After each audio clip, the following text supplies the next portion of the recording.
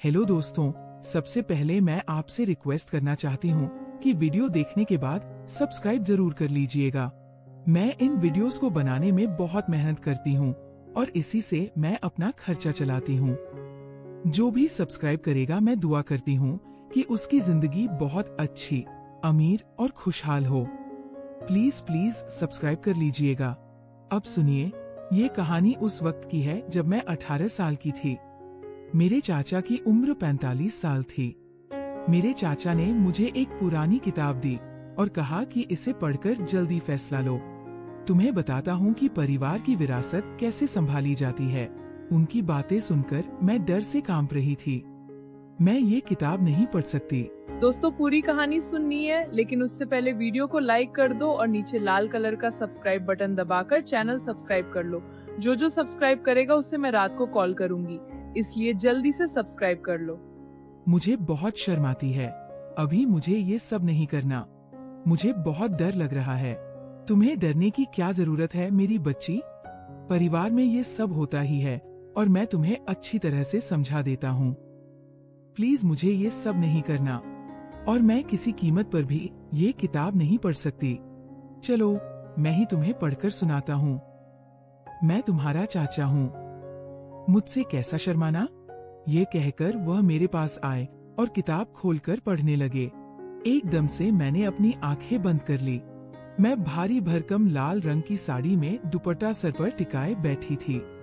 आंखों से आंसू का समंदर बह रहा था। मेरी आंखों में वो खुशी नहीं थी जो हर लड़कियों के किस्मत में लिखी जाती है। मैं बिल्कुल चुपचाप बैठी थी।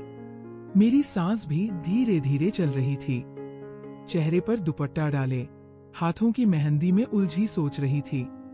ये पल जो हर लड़की के लिए बहुत खास होता है, मेरे लिए क्यों एक बुरी किस्मत जैसा महसूस हो रहा था। रमेश, ये नाम बचपन से मेरे कानों में पड़ता आया था। इस चेहरे को मैं हमेशा देखती आई थी। एक ऐसा आदमी जो अपनी मर्जी का मालिक था, जिसके तेवर बहुत गुस्सैले थे। उसके हर फैसले पत्थर की लकीर जैसे होते थे। मैं हमेशा ये सुनती आई थी कि रमेश को गुस्सा बहुत जल्द आता है। वह किसी की नहीं सुनता। उसका बस चले तो पूरी दुनिया को अपने गुस्से की आग में जला दे। अब वो आदमी मेरा सलाहकार बनने वाला था। दिल चाहा कि सब कुछ छोड़कर भाग जाऊं, मगर भाग कर जाती भी कहां। मेरी तो किस्मत लिखी जा चुकी थी। आज की शाम मुझ पर मोहर लगने वाली थी। पूरा गांव हर तरह के रंग बिरंगे फूलों से सजाया हुआ था। बड़े बूढ़े बच्चे सब खुशी में बैठे हुए थे। रमेश भी एक कुर्सी पर बैठा हुआ था, जो किसी राजा से कम नहीं लग रहा था। रमेश की आंखों में जीत का गुरूर और होठों पर मुस्कुराहट थी। उसकी खुशी का कोई ठिकाना नहीं था। उसके दोस्तों ने उसे छेड़ा तो वो हल्का सा हंसा, और हंसता भी क्यों ना, आखिर उसने 18 साल का इंतजार किया था। मैं उस नन्ही सी जान के लिए पूरे 18 साल उसके बड़े होने का इंतजार किया, और अब वह इस वक्त मेरी जिम्मेदारी हो चुकी है। रमेश की आंखों में तो मुझे पाकर बहुत खुशी झलक रही थी, जैसे उसे कोई खजाना हाथ लग गया हो, और वह मुझे बरसों से देखता आ रहा था। मैं शुरू से ही बहुत मेहनती और सीधी साधी सी हर तरफ मदद करती रहती थी, और मैं रमेश के दिल में तो पैदा होते ही बस गई थी। वो जानता था मैं उससे बहुत छोटी हूँ, लेकिन फिर भी वह मुझे विरासत सौंपना चाहता था। उसे यकीन था वक्त के साथ साथ मैं सब कुछ सीख जाऊंगी। वो तो अपनी मर्जी से ये फैसला कर रहा था, लेकिन मैं तो अपनी किस्मत पर रो रही थी। उसके परिवार में वह सबसे बड़ा था, इसीलिए वो सब उसकी इज्जत किया करते थे। अब तो गांव के बुजुर्ग भी आ चुके थे। बैठक भी सजाई जा चुकी थी। बैठक के आसपास सभी लोग चुपचाप बैठे बुजुर्गों की बातों को सुन रहे थे। उस बैठक में भाग ले रहे थे। जैसे जैसे बुजुर्ग बोलते, मेरे दिल की धड़कनें बढ़ती चली जा रही थी। मैं नहीं चाहती थी कि रमेश से मुझे ये विरासत मिले, लेकिन बुजुर्ग फैसले को संपन्न करने की कोशिश कर रहे थे। बुजुर्ग मुझे हर वो सलाह देने की कस्में खिला रहे थे, लेकिन मुझे होश कहाँ था। मेरी आंखों से बेबस होकर आंसू मेरे होठों तक आ रहे थे। मेरे होंठ कांप रहे थे। दिल जैसे किसी ने मुट्ठी में जकड़ लिया हो। मैंने सर उठाकर देखा। आसपास सबके चेहरे पर एक सा असर था। फैसला हो चुका था। अब हम दोनों के बीच विरासत सौंपने बाकी था और वह भी संपन्न करने की तैयारी चल रही थी। मेरी माँ सामने ही बैठी थी, आंखों में आंसू थे। वजह से कह रही हो, मेरी बच्ची, मेरी लाचारी को समझो। मैं बिन पिता की बच्ची थी, इसलिए कुछ भी ना बोल पाई थी। ज्यादातर रोने की वजह से मेरी हिचकियां बन गई थी। मैं फूट फूट कर रोने लगी। मेरा दिल चाहा कि मैं जोर से चीखूं और इस बैठक से कहीं दूर भाग जाऊं, मगर मेरी जुबान साथ नहीं दे रही थी। बुजुर्गों ने विरासत सौंपने शुरू कर दिए थे। मैंने दुपट्टे के पीछे अपने होठों को जोर से दबा लिया था। आंसू मेरे गालों से होते हुए होठों पर बहता जा रहा था। दिल जैसे किसी ने मुट्ठी में दबा लिया हो। आखिरकार कांपते कांपते मैंने वो सारी सलाह पूरी कर ली। विरासत सौंपना संपन्न हो गया। विरासत सौंपने के बाद मेरी विदाई नहीं हुई थी। बुजुर्गों ने विदाई 2 साल बाद की रखी थी, जिसकी वजह से मुझे मेरे घर में भेज दिया गया था। घर भी आज बेहद सजाया गया था। मैं अपने घर में आ गई थी। यहाँ एक सुकून था, जैसे किसी ने मेरे सर पर से बोझ हटा दिया हो। लेकिन मेरी धड़कनें तो अभी भी बेकाबू चल रही थी, क्योंकि रमेश अभी गया नहीं था। बाहर आंगन में रमेश अपनी शान में कुर्सी पर बैठा था। उसकी आंखों में जीत की एक चमक थी, चेहरे पर तसल्ली, जिसमें एक अजीब सा सुकून था। 45 साल का आदमी जो गांव में एक जमींदार की तरह राज करता था, आज अपनी पसंद की वारिस को हासिल कर रहा था। वह ऐसा आदमी था जिसके नाम से लोग कांपते थे, जिसकी आंखों में झांकने की किसी की भी हिम्मत नहीं थी। वह बहुत ही गुस्से वाला इंसान था। सब जानते थे, यहाँ तक कि उसकी पत्नी भी उससे डरती थी। उसके फैसले हमेशा ही बिल्कुल पक्के होते थे और जो बात उसके मन में आ जाए वह करके ही दम लेता था। एक ही बात उसके मन में थी, मुझे विरासत सौंपना। जिसके पास ताकत हो वो कुछ भी कर सकता था, लेकिन मैं तो एक बिन पिता की बेटी थी। मैं कैसे अपना फैसला सुना सकती थी? जब बुजुर्ग कस्में खिला रहे थे तो वो रोबदार आवाज में कहने लगा, मैं हर सलाह देता हूँ, मैं इसका पूरा ख्याल रखूंगा। उसका जोरदार आवाज सुनकर ही एक पल के लिए मैं कांप गई थी। उसको पहले से ही पता था कि मैं उसे पसंद नहीं करती, लेकिन फिर भी वह मुझे विरासत देना चाहता था। विरासत सौंपना पूरा हो चुका था। मेरे दिल में तो एक बेनाम सा डर पैदा हो रहा था। मेरी आंखों में आंसू भर गए थे। जिस्म जैसे किसी बोझ तले दब गया था। विरासत सौंप चुकी थी, फैसला हो चुका था। अभी मैं अपने आंसू साफ करने का सोच भी नहीं पाई थी कि दरवाजा खुला और मेरी माँ घर में दाखिल हुई। मुझसे कहने लगी, मेरी बच्ची, मेरी गुड़िया, मैं बहुत मजबूर थी। इस मजबूरी के कारण मैंने तुम्हें ये विरासत लेने दी। अगर मैं ऐसा ना करती तो वह तुम्हारी जिंदगी बर्बाद करके रख देता। मैं बेबस थी, मुझे माफ कर दो। मेरी बच्ची, मेरी बेटी तो अभी पूरी जवान भी नहीं हुई है और मैं अकेली विधवा होकर क्या कर लूंगी? पूरा गांव उन लोगों के हाथ में है। हमारा कोई रिश्तेदार उनके खिलाफ नहीं जा सकते। मेरी बच्ची, तुझे मैं बदनाम होता नहीं देख सकती। अगर रमेश से तेरी विरासत ना हुई तो उसके बाद तुझसे कोई विरासत नहीं लेगा। पूरा गांव जानता है, पूरा शहर जानता है कि तुम रमेश की वारिस हो। मैं माँ के गले लगकर फूट फूट कर रोने लगी थी।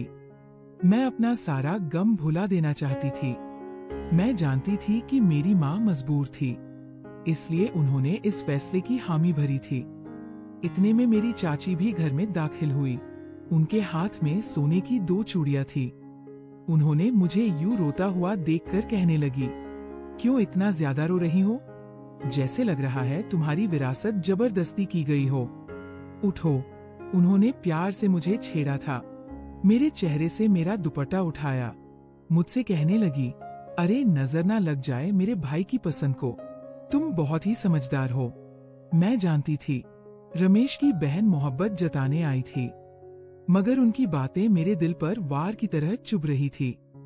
फिर मेरी माँ ने कहा, मेरी बच्ची अभी बहुत छोटी है, वो विरासत का मतलब नहीं समझती। तुम रमेश जी से कहो मेरी बच्ची से जोर जबरदस्ती ना करें। उसकी उम्र अभी छोटी है, वो ये सब बर्दाश्त नहीं कर सकती। तभी रमेश की बहन कहने लगी, विरासत हो गई ना उसकी। अब विरासत का मतलब भी समझ जाएगी। तुम्हें फिक्र करने की जरूरत नहीं इस सब के लिए।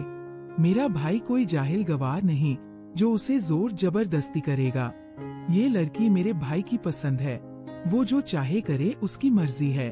तुम्हें इसमें दखल अंदाजी करने की कोई जरूरत नहीं है।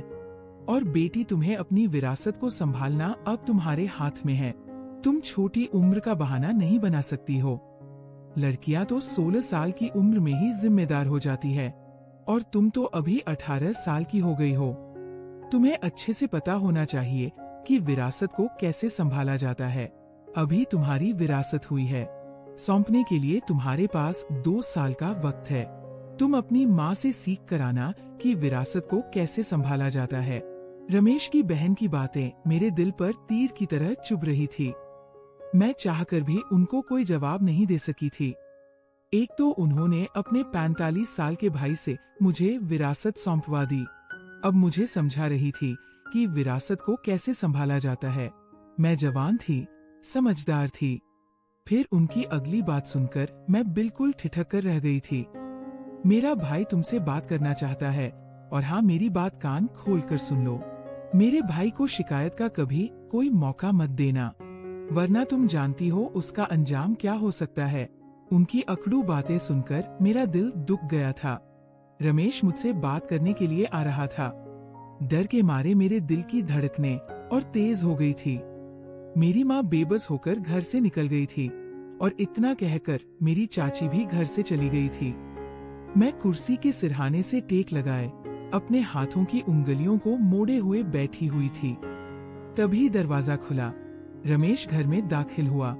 उसके घर में आते मेरे हाथ पैर सब कांपने लगे थे।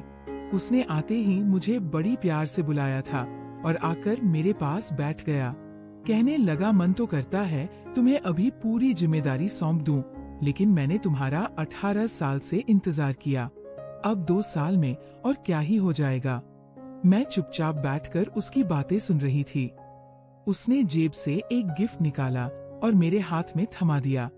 मुझसे कहने लगा, ये इस्तेमाल करने वाली चीज है। ये कहकर मेरे पास आकर उसने मुझे गले लगा लिया। मेरा सांस तो जैसे थम सा गया था। मैं कांप सी गई थी। उसके बाद उसने अपनी बातें दोहराई। उसके इस तरह की हरकत से मैं बिल्कुल सुन होकर रह गई थी। उसकी बातें मेरे मन पर निशान छोड़ गई। इस हरकत पर मैं काम कर रह गई थी।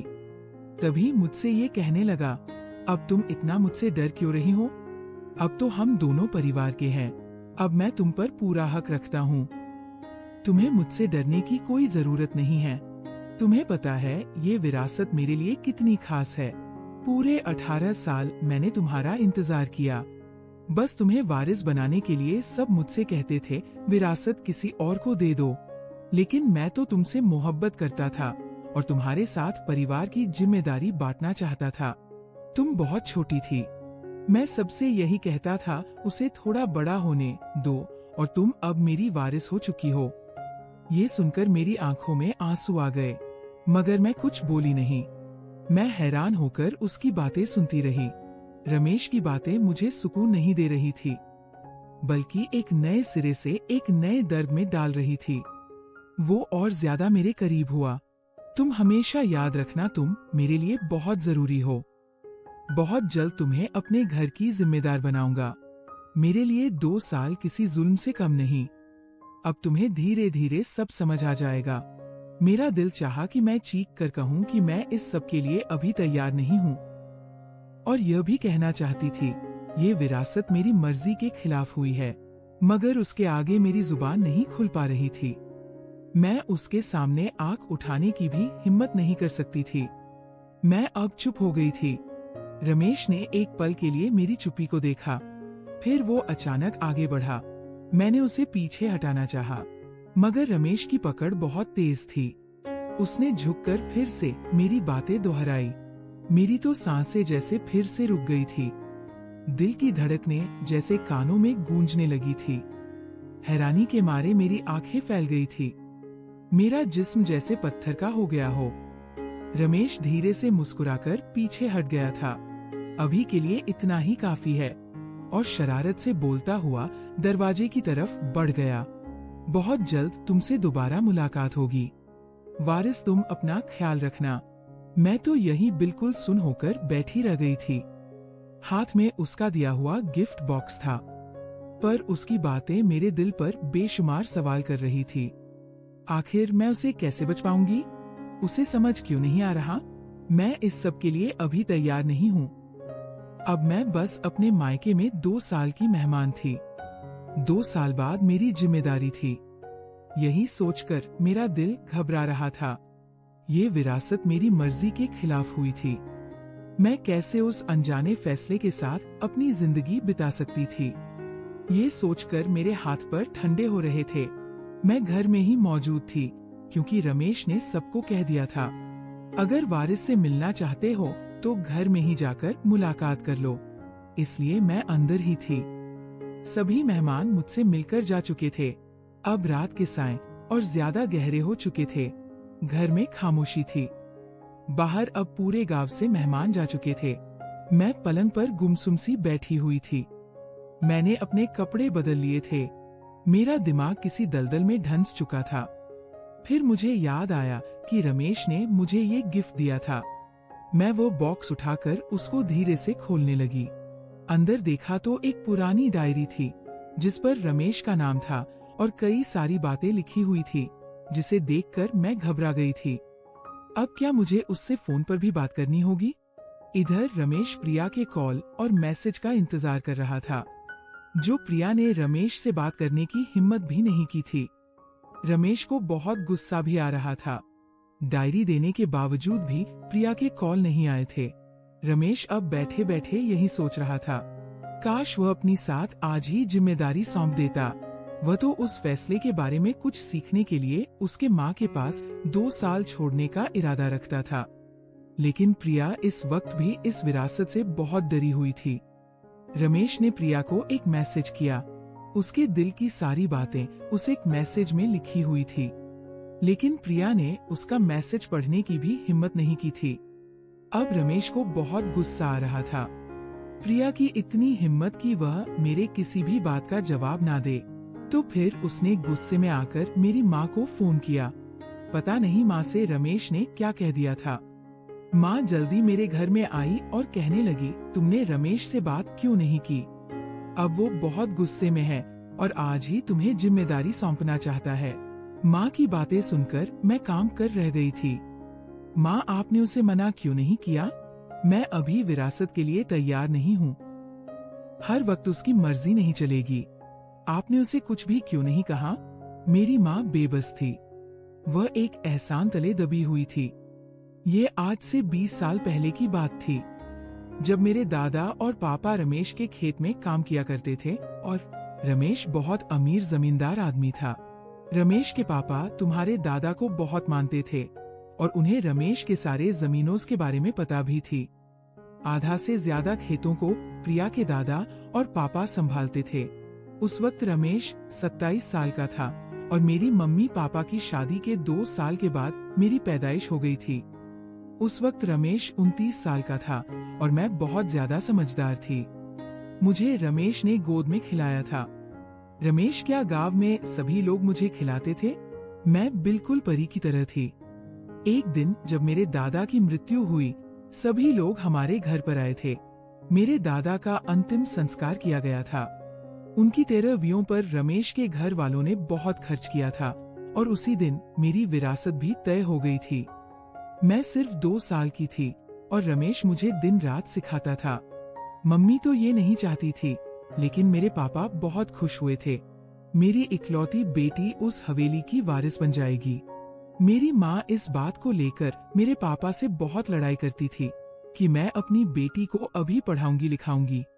जब वो 20 साल की हो जाएगी तब उसकी विरासत के बारे में सोचेंगे। लेकिन मेरे पापा तो पक्का इरादा करके बैठे थे कि मेरी इतनी हिम्मत नहीं कि मैं रमेश को और उसकी फैमिली को इस बात के लिए मना कर सकूं, क्योंकि हम तो उनके नौकर समान हैं और अगर उन लोगों ने हम पर इतनी कृपा की है तो हमें खुशी से ये बात स्वीकार कर लेनी चाहिए। मेरी माँ को ये बात बिल्कुल भी पसंद नहीं थी, क्योंकि रमेश मुझसे पूरा 27 साल का बड़ा था। रमेश के घर वाले और रमेश मुझे बहुत चाहते थे। बचपन से लेकर आज तक मैं रानियों की तरह पली थी। मैं पढ़ाई भी कर रही थी। 12वीं क्लास में थी जब मेरी विरासत हो गई और मेरी माँ बहुत मजबूर थी क्योंकि मेरे पापा की भी मृत्यु बहुत जल्द हो गई थी। उनको दिल की बीमारी हो गई थी। उनके सीने में हमेशा दर्द रहता था। हमने इस बात को नॉर्मल बात समझी और कभी चेक नहीं कराया। जब दर्द हद से ज्यादा बढ़ गया तब रमेश ही और रमेश के पिता मेरे पापा को शहर ले गए थे और जब चेक कराया तो उनके पूरे दिल में बीमारी फैल चुकी थी। उनकी बीमारी लास्ट स्टेज पर थी। उनको बचाना नामुमकिन था। अस्पताल में ही उन्होंने रमेश और रमेश के पिता से वादा कर लिया कि तुम प्रिया को अपनी वारिस बना लेना। जब पापा घर आए तो वह किसी को पहचान नहीं रहे थे। सबको भूल चुके थे। ऐसे में माँ क्या करती? माँ और मैं अकेले रह गए थे और वह मजबूर हो गई थी। मेरे पापा का क्रियाकर्म का सारा खर्चा रमेश और रमेश के घर वालों ने उठाया था। इस मजबूरी में आकर माँ ने रमेश के घर वालों को मना करने की हिम्मत नहीं की और मेरी विरासत रमेश से करवा दी। रमेश मुझे बचपन से मोहब्बत करता था, इस बात में कोई शक नहीं था। और जब मैं 18 साल की हुई उस हवेली की वारिस बन गई थी। इसलिए मेरी माँ बहुत मजबूर थी। वह कुछ भी उल्टा सीधा कहकर मुझे और अपने आप को ज्यादा परेशानी में नहीं डालना चाहती थी। मैं रोने लगी। माँ, मैं अब इस वक्त बिल्कुल भी रमेश के साथ जिम्मेदारी नहीं चाहती। मुझे बहुत डर लग रहा है। माँ, आपने उसे मना क्यों नहीं किया? मैं अभी विरासत के बोझ के लिए तैयार नहीं हूँ। हर वक्त उसकी मर्जी नहीं चलेगी। आपने उसे कुछ भी क्यों नहीं कहा? मैं दौड़ती हुई गई और उसकी दी हुई डायरी उठाकर उसे पढ़ने लगी, लेकिन ना तो वह मेरी बातों का जवाब दे रहा था और ना ही समझ रहा था। शायद मैंने ही उसे जिद करने का गुस्सा दिला दिया था। वह मेरे किसी भी बात का जवाब नहीं दे रहा था। इधर रमेश की बहन उसको समझा रही थी कि वारिस अभी छोटी उम्र की है, डरी सहमी हुई है, वो अभी विरासत का मतलब नहीं समझ सकती, तुम्हारे फैसलों को नहीं संभाल सकती, तुम्हें कुछ दिन दूर रहना होगा, उसे विरासत का मतलब समझने दो, वो तो अभी बच्ची है ना, धीरे धीरे उसकी माँ उसे समझा देगी, तुम्हारे लायक बन जाएगी। अभी तो वह बिल्कुल भी तुम्हारे फैसलों को बर्दाश्त नहीं कर पाएगी। 18 साल तो इंतजार किया है बहन उसके बड़ी होने का, अब 1 घंटा भी इंतजार नहीं कर सकता। रमेश गुस्से में बोला, मैं कुछ नहीं जानता बहन, बस मैंने अब फैसला कर लिया है कि मैं अभी इसी वक्त उसकी जिम्मेदारी सौंप दूंगा। मैं उसे विरासत का मतलब समझा दूंगा। विरासत का मतलब क्या होता है? आप सारे मेहमान को फिर से बुला लो, प्रिया को फिर से वारिस बनाने का कह दो, क्योंकि मैं अपनी वारिस को ऐसे हाल में जिम्मेदारी सौंप कर नहीं दूंगा, धूमधाम से जिम्मेदारी सौंप दूंगा। रमेश की बहन ने लाख समझाने की कोशिश की, लेकिन रमेश कुछ भी समझने या सुनने के हालत में नहीं था। रमेश का एक बार कहना एक पत्थर की लकीर जैसी समझी जाती थी। अब रमेश की बहन सब मेहमानों को फिर से इनवाइट करने लगी थी और जिम्मेदारी की शानदार एक दावत रखी गई थी। इतने में सारे मेहमान भी हवेली में आ चुके थे। इधर प्रिया और उसकी माँ परेशान नजर आ रही थी।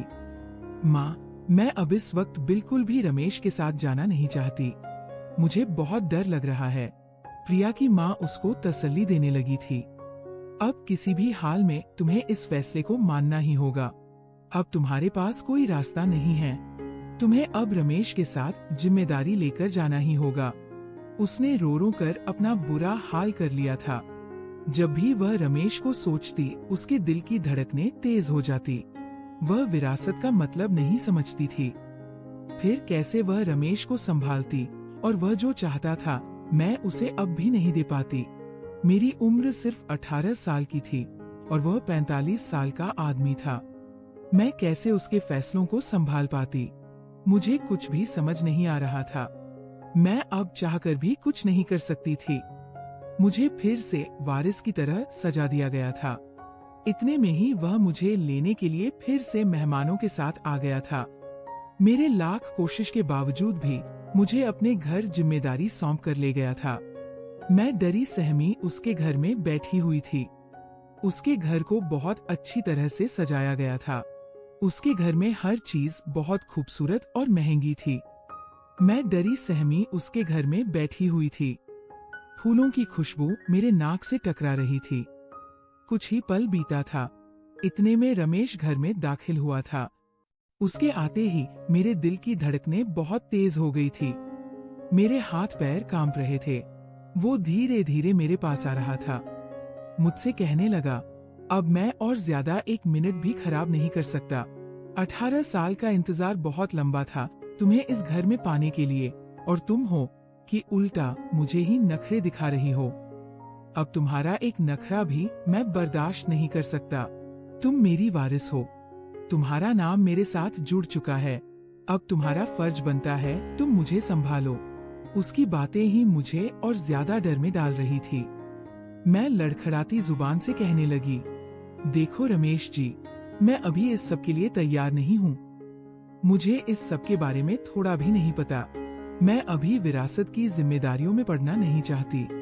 मुझे विरासत का मतलब भी नहीं पता, तो मैं कैसे आपको संभाल सकती हूँ। मेरी हालत को आप समझने की कोशिश करो।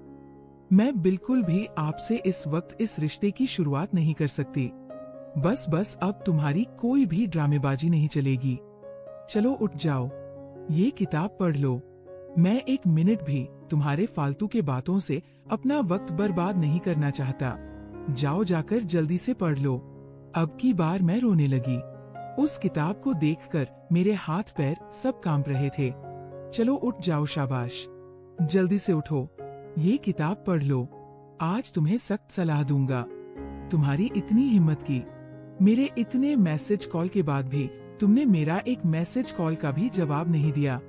मैं तो उसकी बातें सुनकर कांप रही थी। प्लीज मुझे ये नहीं पढ़ना, मुझे बहुत शर्म आती है। मैं नहीं पढ़ सकती तो कोई बात नहीं, मैं पढ़ा देता हूँ। चाचा हूँ तुम्हारा। मैं डर गई, इससे पहले कि मैं खुद पढ़ूं। जैसे ही रमेश मेरे करीब आया, मैं तो पहले ही बहुत डरी हुई थी, और जैसे ही रमेश ने मेरे साथ विरासत सौंपी तो मैं बेहोश हो गई थी। जब मुझे होश आया तो मैं अपनी चाची के कमरे में थी।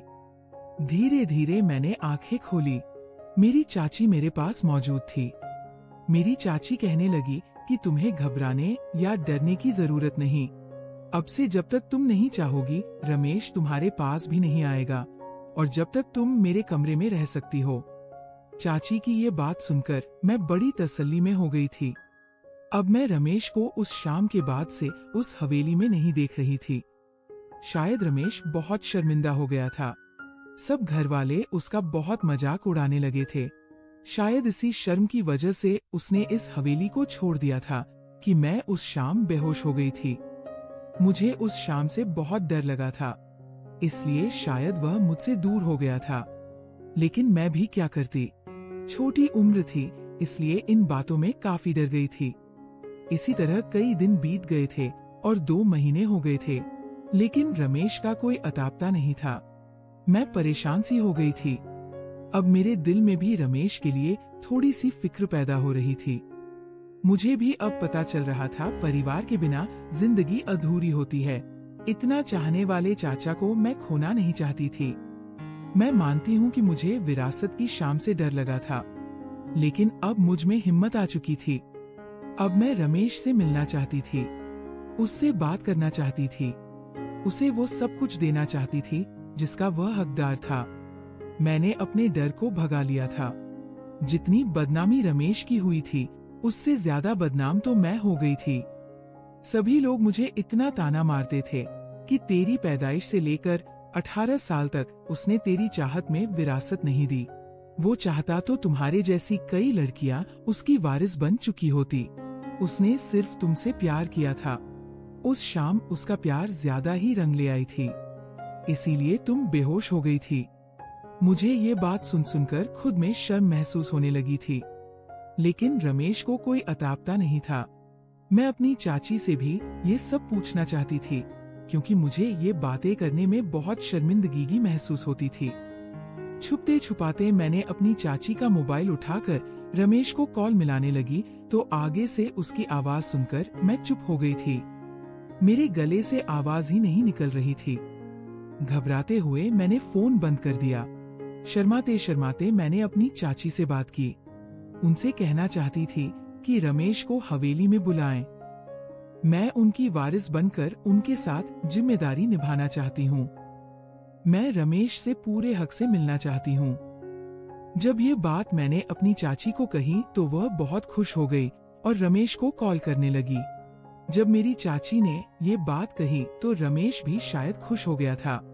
अब मैं पूरे हक से उसके कमरे में रमेश का इंतजार करते हुए बैठी हुई थी। रात के 2 यूं बज रहे थे। रमेश कमरे में दाखिल हुआ। मैं उसे पूरे 2 महीने के बाद देख रही थी। उसकी आंखों में चमक थी। मैंने पहले उसके पैर छुए।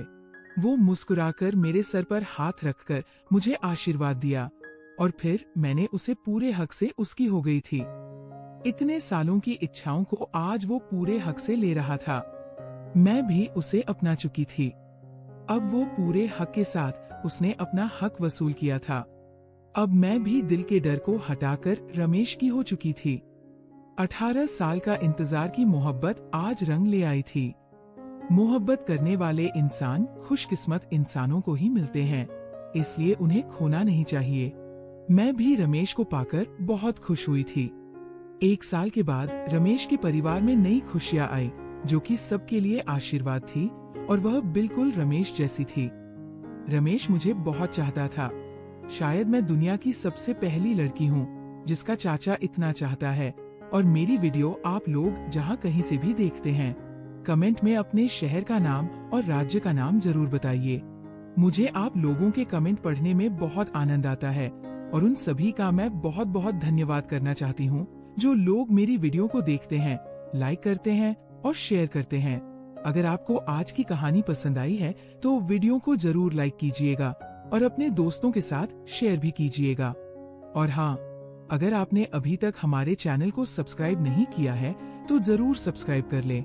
मिलते हैं हम अपनी कल की एक और नई दिलचस्प कहानी के साथ। मुझ पर सदा अपना प्यार और समय बनाए रखें। सभी को मेरा प्यार भरा नमस्कार दोस्तों। खुश रहें, स्वस्थ रहें, मस्त रहें। कहानी का सबक ये है कि परिवार की जिम्मेदारियां और विरासत को कभी जबरदस्ती नहीं थोपा जाना चाहिए। जो गलती करता है, जैसे रमेश ने शुरू में जोर जबरदस्ती की, उसे अपनी गलती का एहसास हुआ और उसने पछतावा किया। उसने धैर्य रखा और बदल गया।